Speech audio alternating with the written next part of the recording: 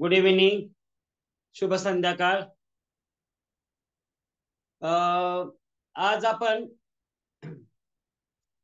तुमचा सर्वांचं मनपूर्वक स्वागत. आणि आजचा हा जो सेशन आहे तो फक्त आणि फक्त स्कॉलरशिप साठी आहे. फक्त स्कॉलरशिप साठी जे तुम्हाला सोपे प्रश्न आहेत त्याच्यावरती हा पूर्ण सेशन असेल. आणि या सेशन मध्ये तुमचं मी आता कारण तुमची माझी पुन्हा भेट होणार परीक्षेसाठी, तर परीक्षेकरता पण तुम्हाला माझ्याकडून आणि आय कॅन ट्रेनिंग इन्स्टिट्यूट कडून मनपूर्वक शुभेच्छा. तर तुम्हाला आज मी जे तुमचं हे आहे घटक आहेत स्कॉलरशिप साठी येणारे, त्या सर्व स्कॉलरशिप घटकांची तुम्हाला अंडरस्टँडिंग शब्दांची फक्त लिस्ट देणार आहे. आणि त्याप्रमाणे तुम्हाला मी हे करणार. आता कुणीही डाऊट वगैरे काय विचारू नका, नंतर विचारा उद्या वगैरे, कारण स्कॉलरशिपचा डाऊट घे कॉलेज सेक्शन घेणं असं माझं काम आहे. आणि तुम्ही मनीचं वगैरे स्कॉलरशिपचं टाकताना ते नंतर मला निवांत वेळ असताना, एक तर मी खूप बिझी आहे, तरी पण त्यातून सगळा सेशन घेतो. म्हणून डाऊट वाल्याने प्लीज मला व्हॉट्सअपला करा किंवा तुमचं उद्या वगैरे करता येईल, एवढं काय घाई नाही डाऊटला. आणि एवढ्या स्कॉलरशिप मध्ये बघा, तर पहिली सगळ्यात गोष्ट महत्वाची म्हणजे आपण सैनिक स्कूलचा अभ्यासक्रम शिकलेलो आहोत. आणि अभ्यासक्रम शिकल्यामुळे काय होतंय की तुम्हाला सैनिक स्कूलला मी डीप शिकवले, आणि आज तुम्हाला जी शिकवण्याची माझी पद्धत आहे ना ती वेगळी आहे. ती म्हणजे एकदम अशी काय म्हणू आपण त्याला, असं फारसं डीप नाही जात. समजा आता नाम शिकवायचं म्हणतात, नामच फक्त शिकवायचे, त्यातल्या आजच्या प्रकाराशी तुमचा काय संबंध नाहीये. सर्वनाम 6 प्रकार तुम्हाला पाठ आहेत. तुम्हाला सगळं शैक्षणिक सोपं आहे. फक्त फरक असा आहे की तुम्हाला कधी कधी असं होतं की लय अभ्यास करणार तर सोपा प्रश्न चुकतात. म्हणून हा सेशन मी स्वतः डिसाईड केलाय, हा सेशन तुमच्याकरता घ्यायचा. तर पहिल्यांदा तुम्हाला सांगतो पण ते घटक कोणते येत आहेत ते परीक्षेची माहिती पण देतो मी. तुम्हाला माझा ब्लॅकबोर्ड दिसत असेल, आणि खूप दिवसांनी ब्लॅकबोर्ड शिकवाय तुमची पण इच्छा पूर्ण करतो मी. आणि ब्लॅकबोर्डची तर फारशी गरज लागत नाही, पण मी म्हणलं त्याला यूज करूया. आज सगळे 2-3 बॅच एकत्र आहेत.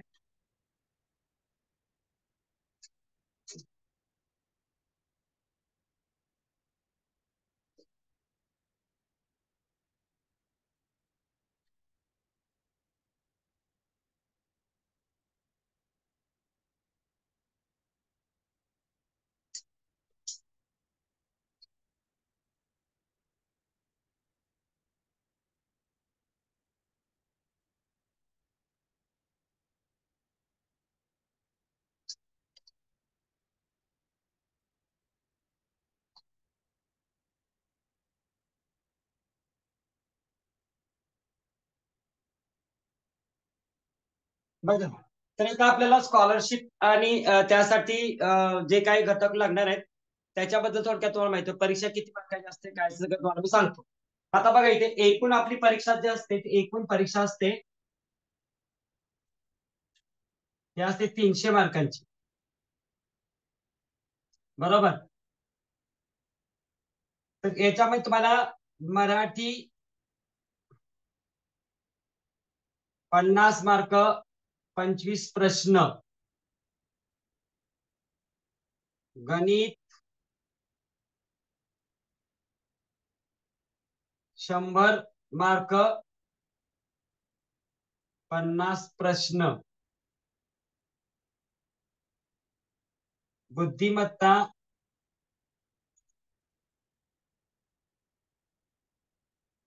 100 मार्क, 50 प्रश्न, इंग्रजी 25 सॉरी 50 मार्क, 25 प्रश्न. अशा प्रकारे 150 प्रश्न आणि टोटल गुण आहे तुमचे 300. समजतंय हे? याच्यामध्ये कोणाला काय डाऊट आहे का? त्या गुणांच्यावर कोणाला डाऊट आहे का? सगळेजण शिकले आता अगोदर, गुणांच्यावर डाऊट नसावा कोणाला, बरोबर आहे. हा, माझा स्कॉलरशिप वरती डाऊट होता, विचारू का?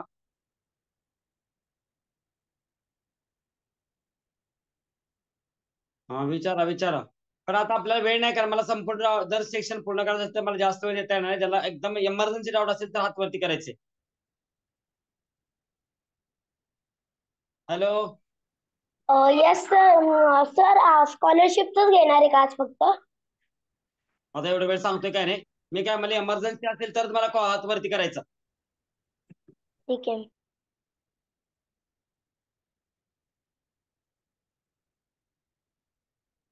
हा, तर बघा, तर अशा प्रकारे हे तुमची परीक्षा असतात. आपल्या मराठी आता आपण म्हणणार आहोत. मराठीमध्ये आता हे सगळं लिहून घ्यायचं असेल लिहून घेऊ शकतो तुम्ही गव्हर्नमेंटमध्ये. हे जर तुम्हाला हवा असेल तर, तुम्हाला सगळ्यांना माहित असतं, पण हवा असेल तर you should write, no issues. आजचं जे लेक्चर असतं तुमच्याकरता खूप म्हणजे फायद्याचं असणार आहे. हे झालं असेल तुमचं लिहून, काय हरकत नाही, नसतं झालं तरी.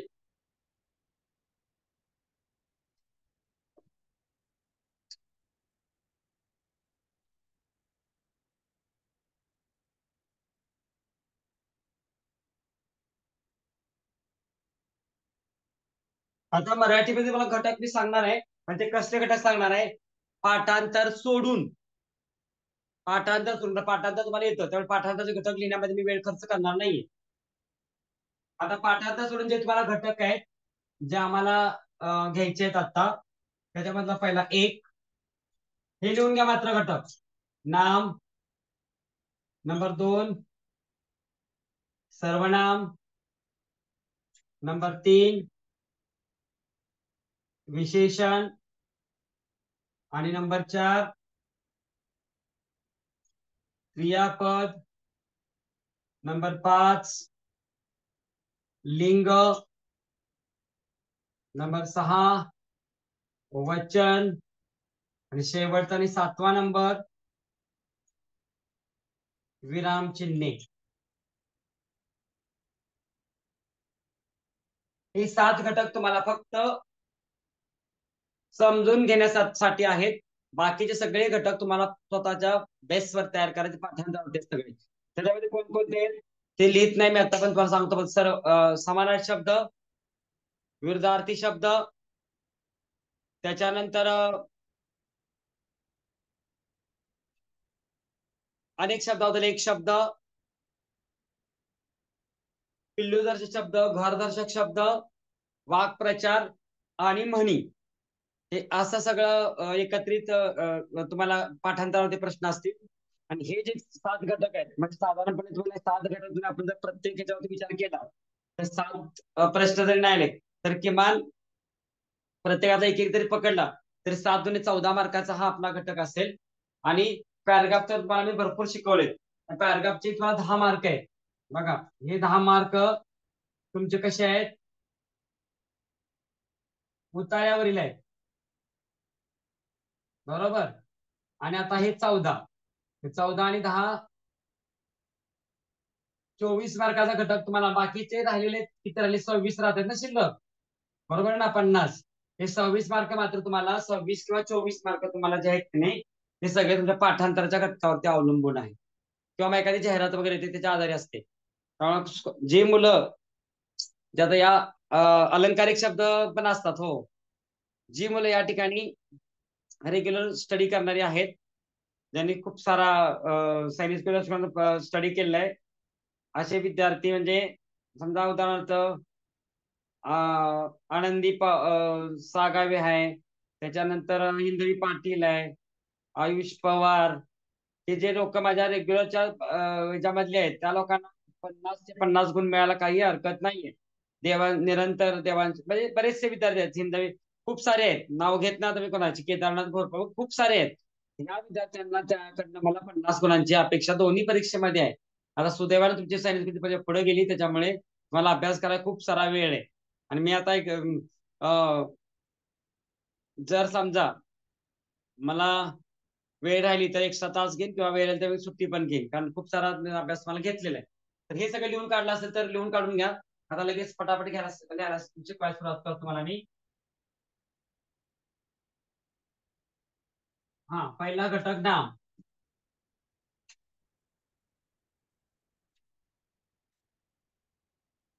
व्याख्यावर काय लिहून देत नाहीत मला, तोंडी सांगतो फक्त. दृश्य किंवा अदृश्य. दृश्य किंवा अदृश्य म्हणजे दिसणाऱ्या किंवा न दिसणाऱ्या.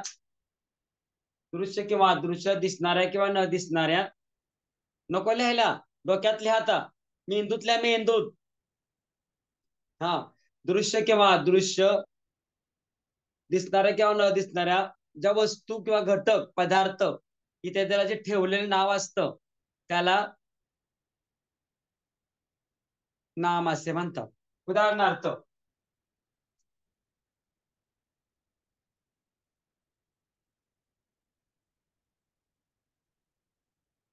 सार्थक, झाड, आंबा,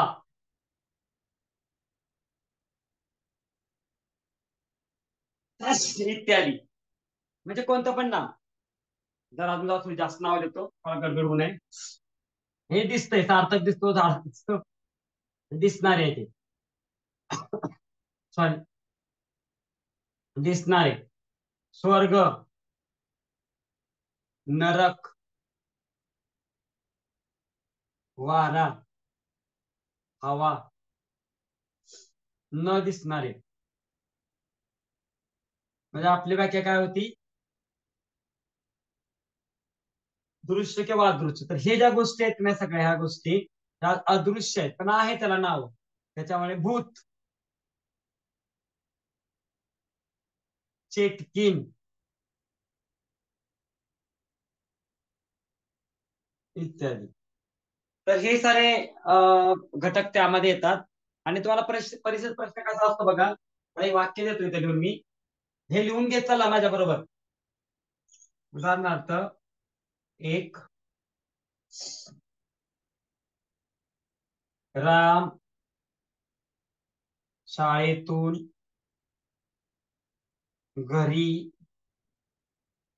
येत असताना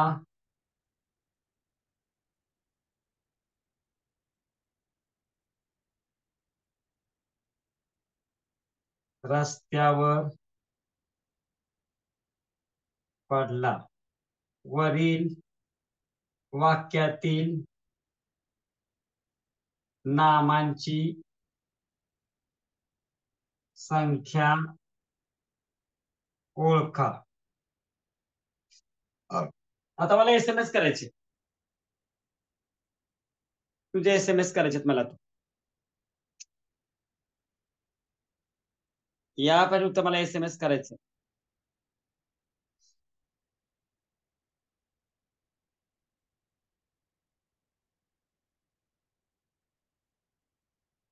अनम्यूट कोणाला केले जाणार नाहीये. राम आहे तो बाळा, रामच आहे, बरोबर आहे. सांगायचं नाही, SMS टाकायचे मला आणि उत्तर मी तुम्हाला सांगणार. मी स्वतःच चेक करायचं. मुलाने राम फक्त लिहिले. 3 3 आणि 4 जणांना लिहायचे उत्तर आहे. आता मी काढतो उत्तर, थांबा.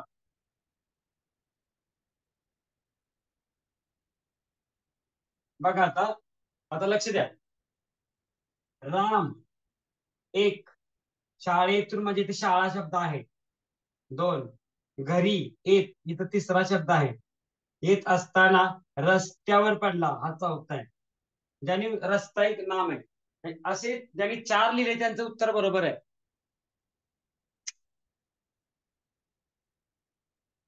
आणि 4 लिहिणारी संख्या आपल्याकडे खूप आहे. हे सगळे सायन्स स्कूल गँग आहे.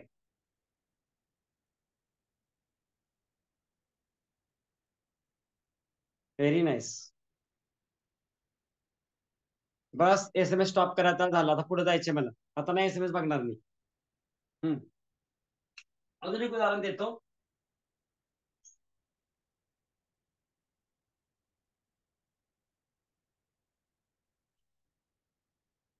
मला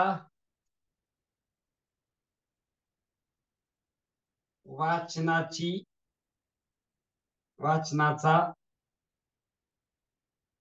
छंद आहे. वरील वाक्यातील नाम ओळखा. आता मला शब्द टाईप करून पाठवायचे. मला वाचनाचा छंद आहे. शब्द टाकायचा, नंबर टाकायचा. नंबर दिलेच नाहीत मी. शब्द टाईप करायचा. इंग्लिश मध्ये केला तरी चालेल. मला वाचनाचा छंद आहे, याच्यापैकी कोणता शब्द आहे ते बघा. तो शब्द टाकायचा डायरेक्ट. पहिलं चुकलं उत्तर. चूक खिंदई पाटील चुकलं. तुझं कसं उत्तर चुकतं ग?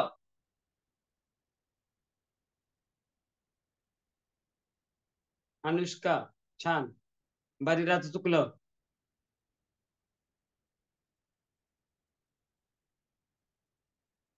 कैवल्य छान. वाचन आयुष वाचन नाही, क्रिया आहे ती वाचण्याची.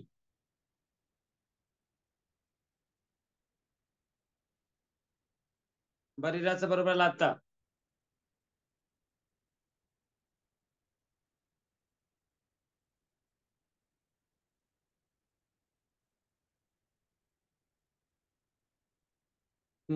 येते बऱ्याच बरोबर. ओवी सोनं ठीक आहे. मग तुम्हाला लक्षात येते हे काय सोपे प्रश्न आहेत. मला वाचनाचा छंद आहे. छंद हे काय तुमचं नाव आहे. चला पुढे जाऊयात आपण.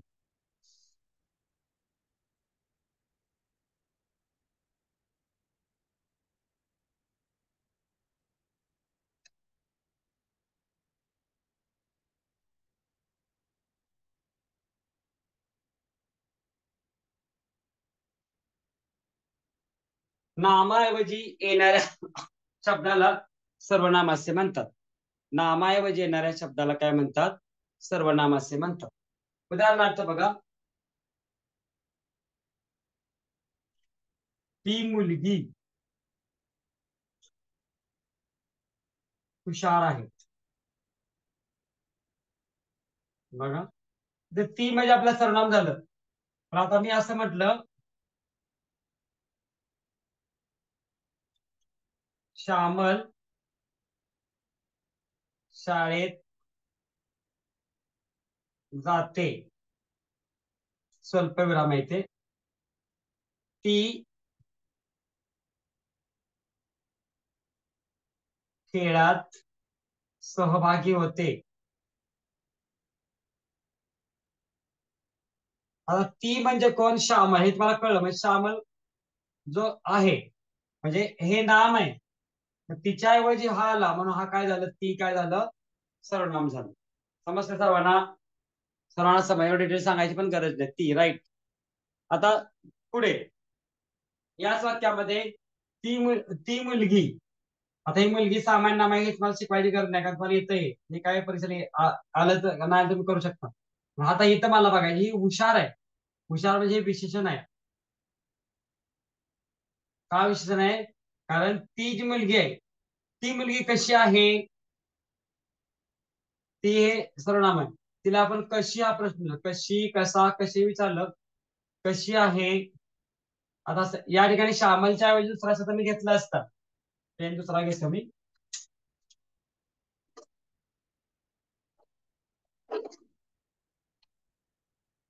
हम्म.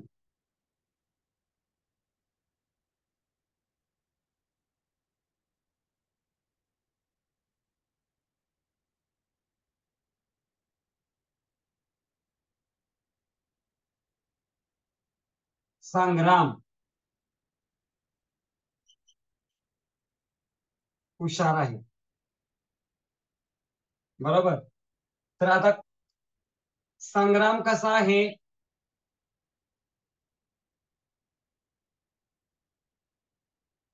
कसा आहे हा? हुशार आहे. म्हणजे संग्राम हे नाम आहे की नाही? नामाबद्दल आता पुढच्या घटकात शिरणार आहे. त्या थोडक्यात माहिती दिली. आता पुढे जाणार तिसऱ्या घटकात आहे. हे नीट लिहून घ्या.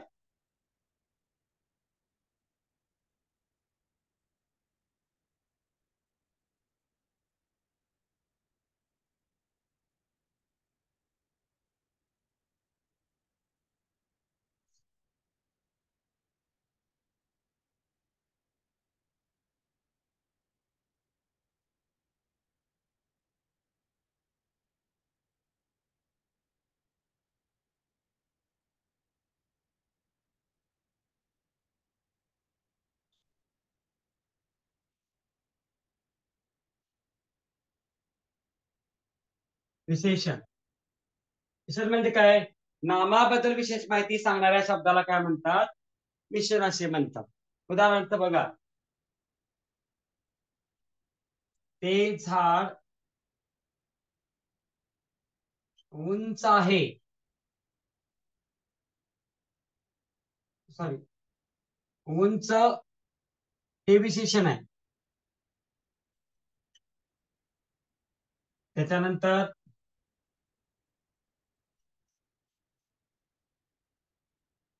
आमच्या घरासमोरील बाग छान आहे. सॉरी, छान हे बरोबर वाटत नाही, सुंदर आहे.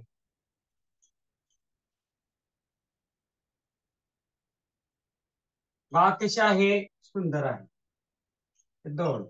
अजून एक तिसरं उदाहरण देतो. तुम्ही काय लिहायची गरज नाही, तुम्ही फक्त डोक्यात वापर करायचे. गरज पडली तरच पेनचा वापर करा, अन्यथा डोक्याचाच फक्त वापर करायचे. ते सुंदर. नको SMS टाकायला. सोपं आहे, तुम्हाला येतंय. लिहायचं किंवा नाही लिहायचं अप टू यू. नाही लिहिलं तरी चालेल, तुमचं सगळं तुम्हाला येतंय, फक्त रिव्हिजन चालली. आमच्या घरासमोरील बाग सुंदर आहे. बरोबर आहे. अजून एक, प्रामाणिक. बघा, कधी कधी विषयांना अगोदर पण येतो. प्रामाणिक मुलगा नेहमी पुढे जातो. बघा, कधी कधी असं उलट पण होतं. मुलगा हे नाम आहे, त्याच्या अगोदर त्याचं विशेषण आले, तर प्रामाणिक त्याचं विशेषण आहे.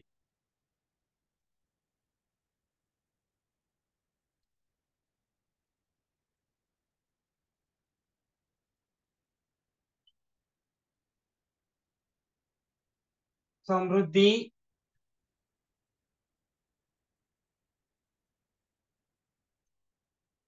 खेळात विशेष प्रावीण्य मिळविते. बघा, प्रावीण्य. तर हे SMS बंद करायला सांगितलेत नाही, विषय कुणी SMS टाकायचा नाहीये. बघा, समृद्धी खेळात विशेष प्रावीण्य मिळविते.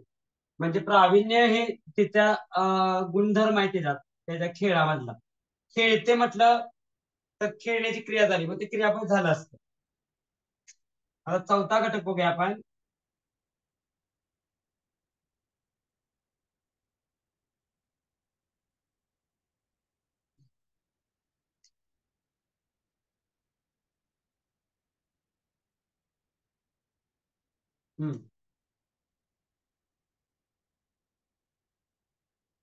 क्रियापद.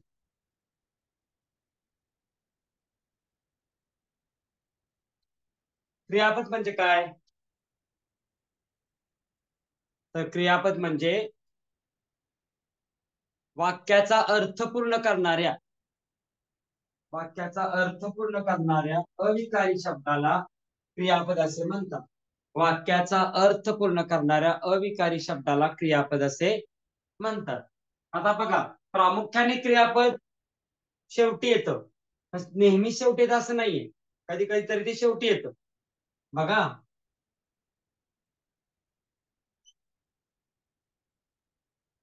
माझ्या शाळेत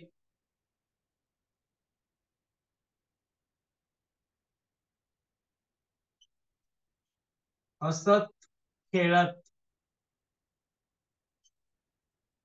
शिक्षण असते. बघा, आता शक्यतो मराठीमध्ये काय असतं, क्रियापदे शेवटी येतं, पण नेहमी शेवटी येत असं नाहीये. बऱ्याचदा ते काय होतं, कधी कधी मध्ये येतं, कधी असं, कधी बऱ्याचदा ते मध्ये मध्ये मध्ये पण येत असते. तर बघा,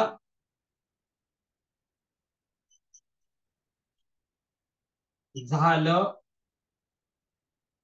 एकदाच माझं काम. तर इथं काय झालं, झालं हे क्रियापद आलं. म्हणजे ह्याचा आपल्या लक्षात काय ठेवायचे, वाक्याचा अर्थ पूर्ण करणारे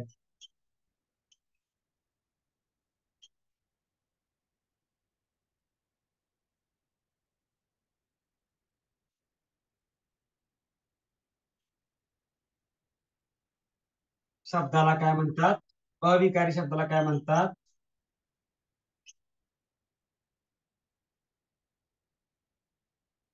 शब्दालाच फक्त शब्दाला काय म्हणतात, क्रियापद असे म्हणतात.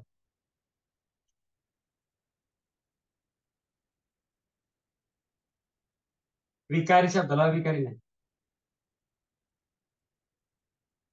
हे झालं क्रियापद.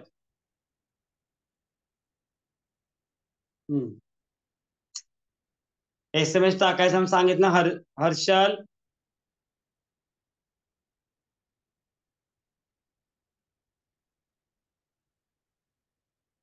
एकदाच नसतं ते, झालं हे क्रियापद आहे. बरोबर सांगतात मुलं. चला उत्तर सांगू नका, तुम्हाला माहित आहे, तुम्हाला येतं ते.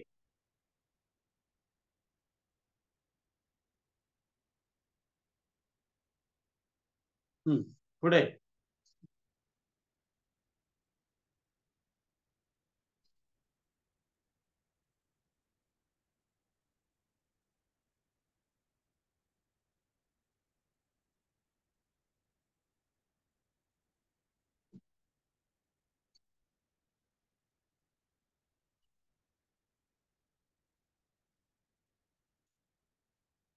वचन.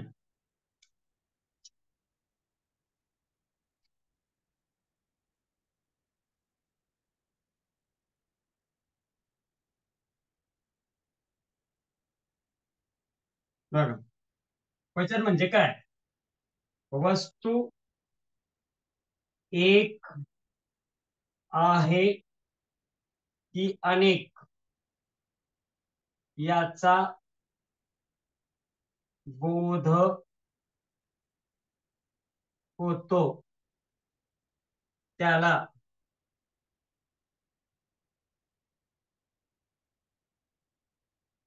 वचन असे म्हणतात. मराठीमध्ये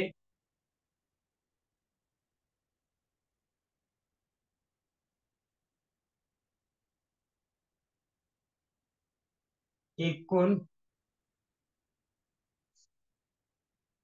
2 वचने आहेत. एक वचन,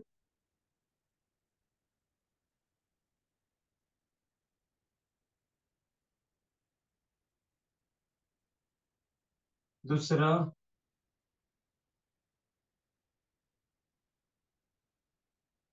अनेक वचन.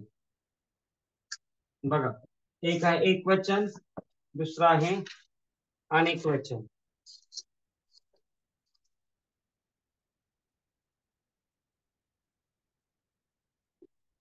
हे पाहिजे लिहू शकता तुम्ही, काही जरा विसरला तुम्ही. Should write it is. सोपा आहे, पण लिहू शकता.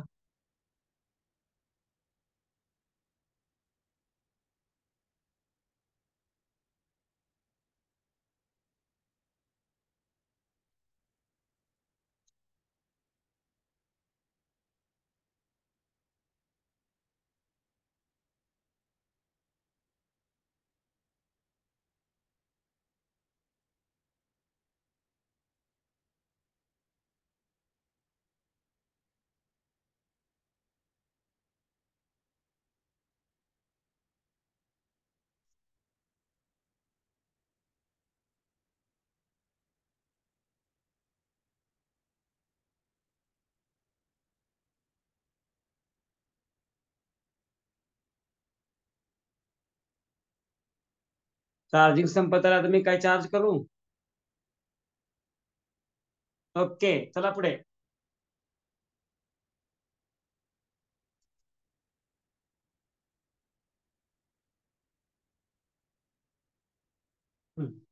आता एक वचन.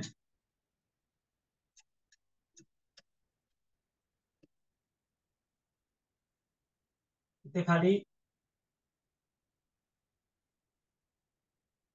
अनेक वचन. एका वस्तूचा बोध होणे, इथं एकापेक्षा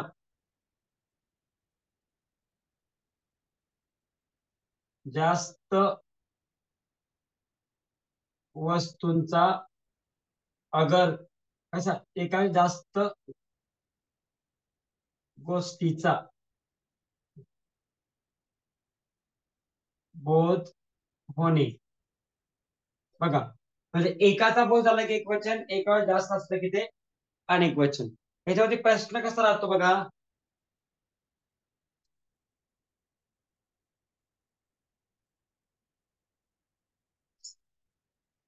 प्रश्न कसा राहतोय बघा.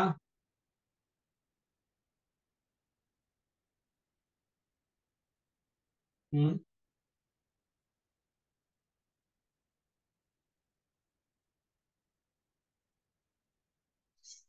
2-3 प्रश्न मला देतो मी. पिसू या शब्दाचे अनेक वचन लिहा.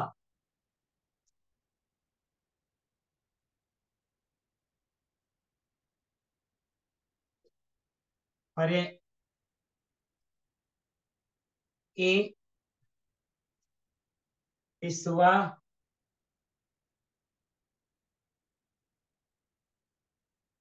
पर्याय बी पिसू, पर्याय सी पिसव्या, पर्याय डी यापैकी नाही.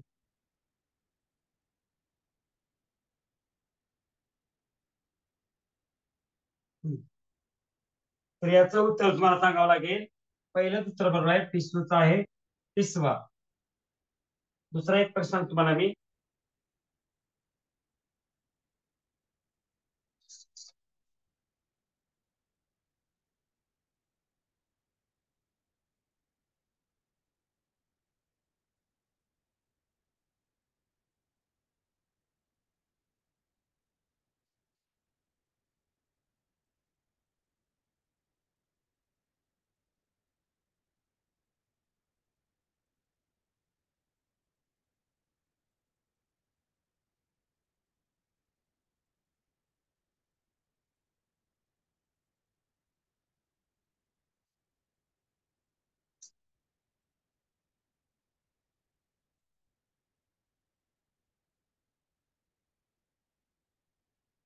अजून एक प्रश्न तो अनेक वचनी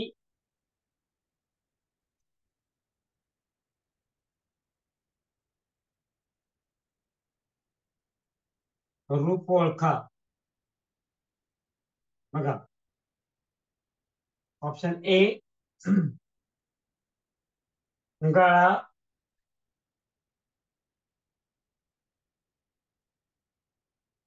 बी शाळा, सी मळा आणि डी विळा. बघा गळा म्हणजे गळाचं अनेक वचन होतं गळे, म्हणजे हा एक वचन झालं. शाळाचा अनेक वचन शाळाच राहतं. मळा मळे, विळा विळे, म्हणजे आपलं उत्तर काय येतं हे या ठिकाणी शाळा हे आपलं उत्तर त्या ठिकाणी बरोबर येत.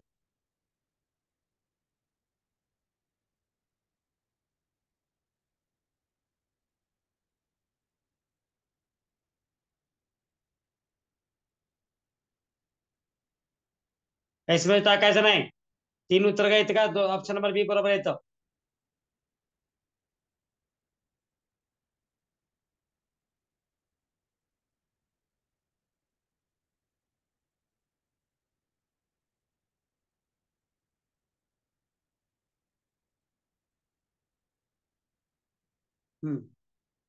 ओके आता पुढे जाऊया. एक वचन झालं, अनेक वचन झालं. लिंग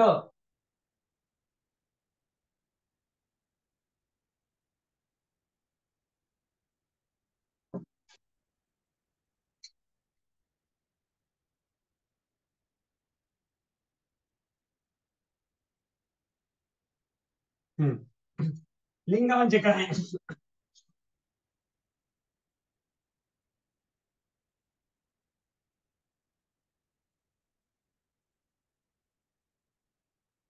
कळत?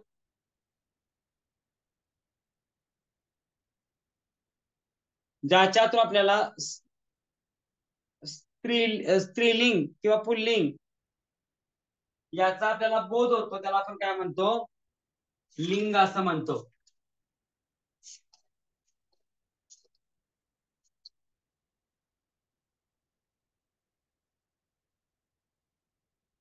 नामाच्या रूपावरून ती वस्तू स्त्री जातीची आहे, पुरुष जातीची आहे, की अजून वेगळ्या जातीची आहे, का दोन्ही जातीची नाही, याचा बोध आपल्याला ज्याला होतो आपण त्याला काय म्हणतो? लिंग असं म्हणतो. आता लिंगाचे एकूण प्रकार किती? 3. मराठीमध्ये लिंगाचे एकूण प्रकार 3. एक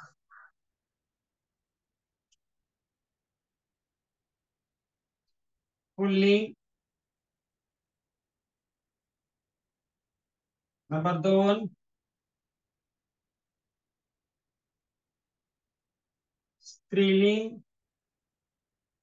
आणि नंबर 3 नपुंसकलिंग. बघा, तर हे 3 आपल्याला प्रकार या ठिकाणी बघायचे आहेत. आता बघा, पुल्लिंग म्हणजे काय? तो या सर्वनामाने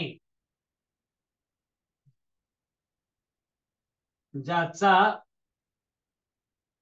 उल्लेख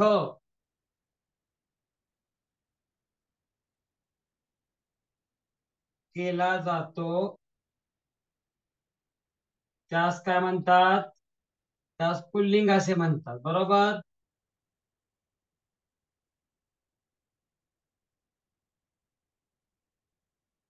त्याच्यानंतर 2 नंबर. आता हे सगळं असं ती या सर्वनामाने, ती या सर्वनामाने ज्याचा उल्लेख केला जातो त्याला काय म्हणतात?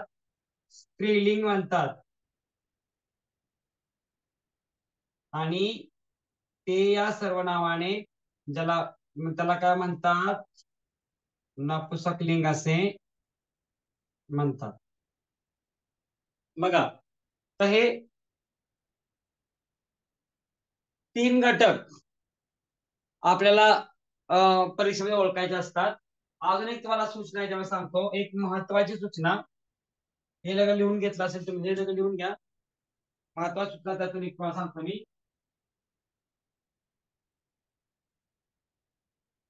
की जेव्हा वाक्यामध्ये महत्वाचं असेल, जेव्हा वाक्यामध्ये काय असतं, अनेक वचन असेल, अनेक वचनचं एक वचन करायचं आणि मग त्याचं लिंग ओळखायचं.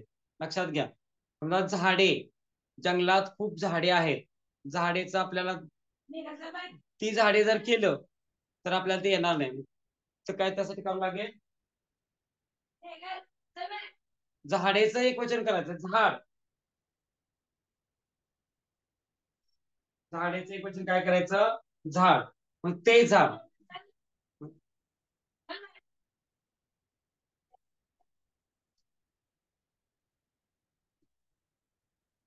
बघा, तुम्हाला देतो मी शब्द लिहून तो.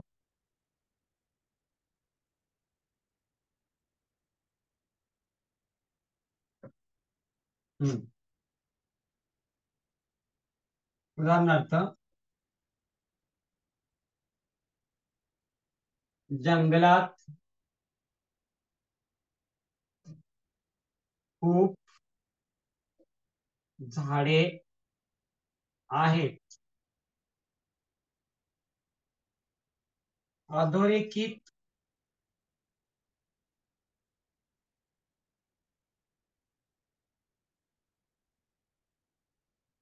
शब्दाची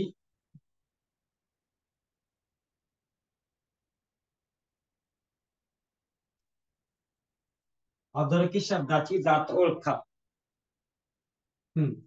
आता आपल्या झाडे, प्रथम काय करायचं ते बघा. प्रथम काय करायचं? प्रथम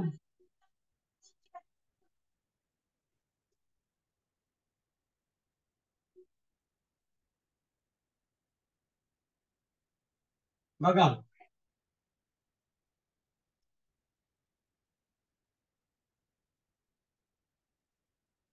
झाडे या शब्दाचे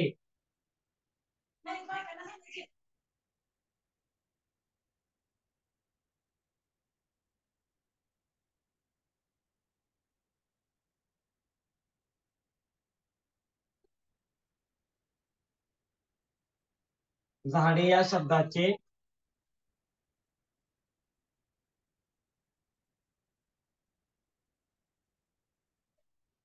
वचन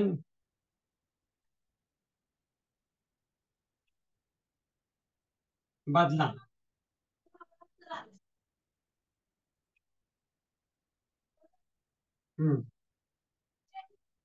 त्याचं काय झालं? झाड ते झाड म्हणजेच काय झाले?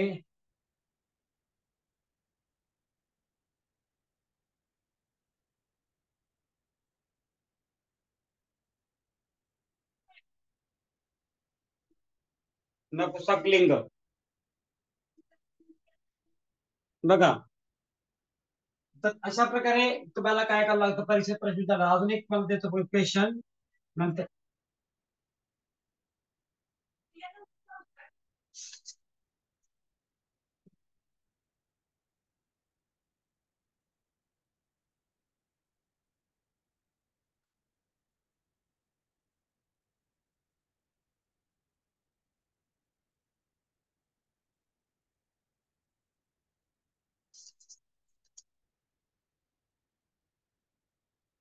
स्त्रीलिंगी शब्द ओळखा.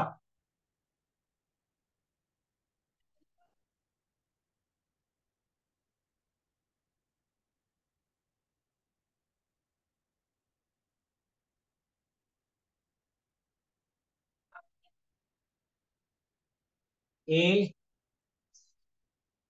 साग.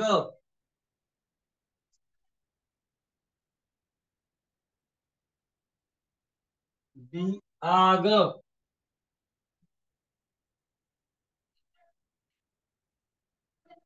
सी राग.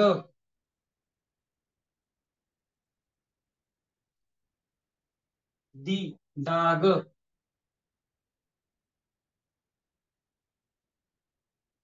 बघा, साग, तो साग, ती आग, तो राग, तो डाग. याचं उत्तर येतं ती आग. म्हणजे हा स्त्रीलिंगी शब्द होता. ती आग हा स्त्रीलिंगी शब्द या ठिकाणी होत आहे. समजलं? बरोबर. चलो,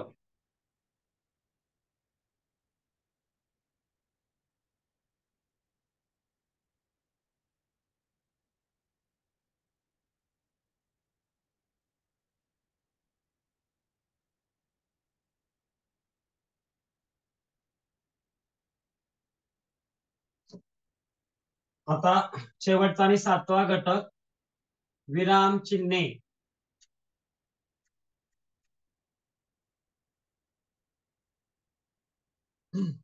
विराम चिन्ह आपल्याला काय बघायचंय? फक्त इथं 3 घटक. विराम चिन्ह आपल्याला 3 घटक बघायचे.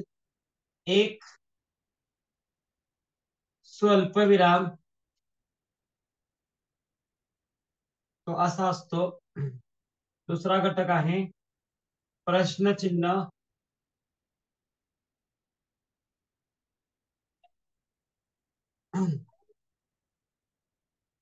आणि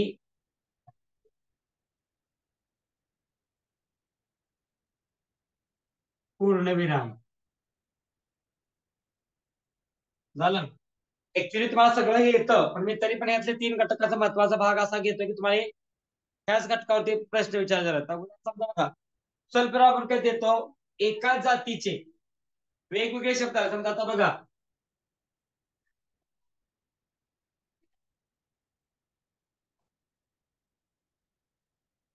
आकाश, संतोष, रागिणी आणि हिंदवी. आम्ही सर्व एकाच शाळेत शिकतो.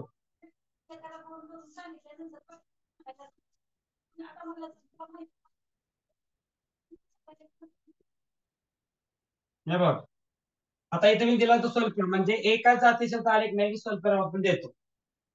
इथे स्वल्पविराम येत नाही कारण इथे मी आणि वापरलंय.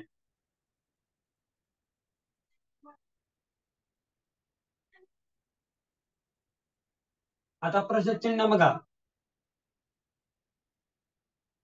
प्रश्नचिन्हामध्ये काय येतं आपलं?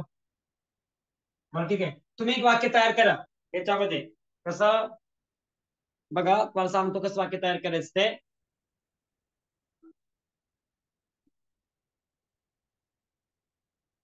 इंद्रधनुष्यामध्ये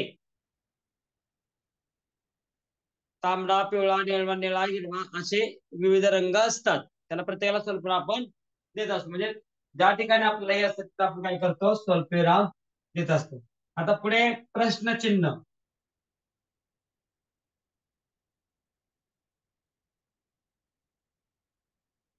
प्रश्नचिन्ह कधी येतं? तुम्ही कुठे निघाला आहात? एक किंवा दोन नंबरात तुझे नाव काय? ज्या ठिकाणी प्रश्न विचारला जातो ते प्रश्न, हे तुम्हाला माहिती आहे. जिथे प्रश्न विचारला जातो ना ते प्रश्नचिन्ह.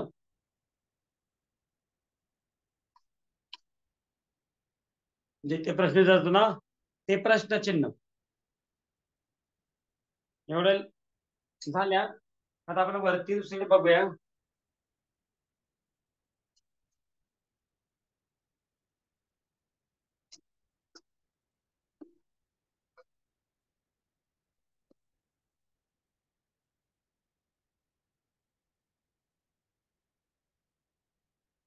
पूर्णविराम. वाक्याच्या शेवटी पूर्णविराम येते. कुठे येते? वाक्याच्या शेवटी. उदाहरणार्थ,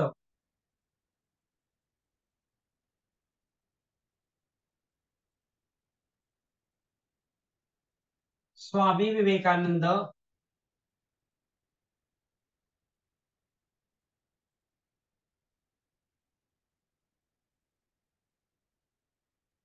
विद्या मंदिर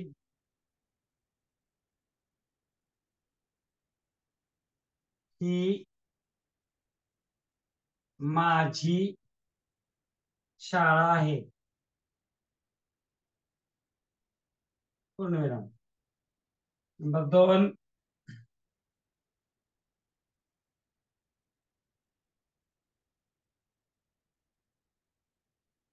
सुसंस्कार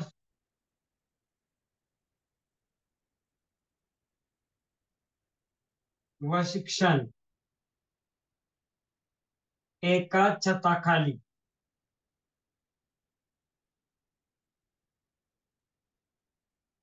मिळते. ती म्हणजे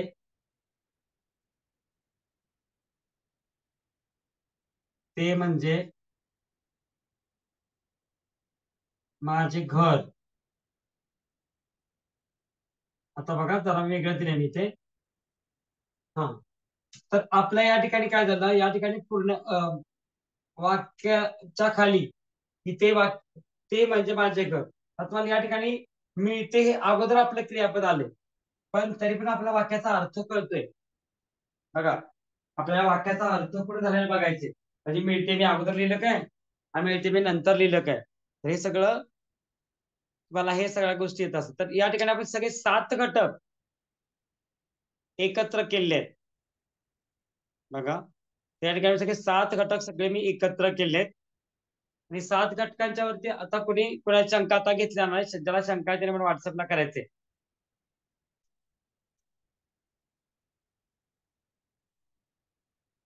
7 घटक आपण एकत्र केले. याच्याशिवाय तुम्हाला बाकीच्या काय गोष्टी मी जे घेतलेल्या आहेत त्या गोष्टी तुम्हाला येतातच. आता तुम्हाला राहिलेले जे घटक आहेत, समान शब्द, विरुद्धार्थ शब्द, अनेक शब्द, एक शब्द, म्हणी, वाक्प्रचार, विरुद्ध शब्द, घरदर्शक शब्द, हे संपूर्ण अभ्यासक्रम तुम्हाला स्वतः मनाने तो पाठ करायचा आहे. आणि तो अभ्यासक्रम तुम्हाला या ठिकाणी पूर्ण करायचा आहे. तर तुम्हाला याच बरोबर स्कॉलरशिप परीक्षेसाठी माझ्याकडून मनपूर्वक शुभेच्छा. तुम्हाला पेपर छानसा जाईल आणि तुम्ही तुमच्या परीक्षेमध्ये यशस्वी व्हाल अशी अपेक्षा व्यक्त करतो. आणि या ठिकाणी आपला सेशन इथं मी थांबवणार.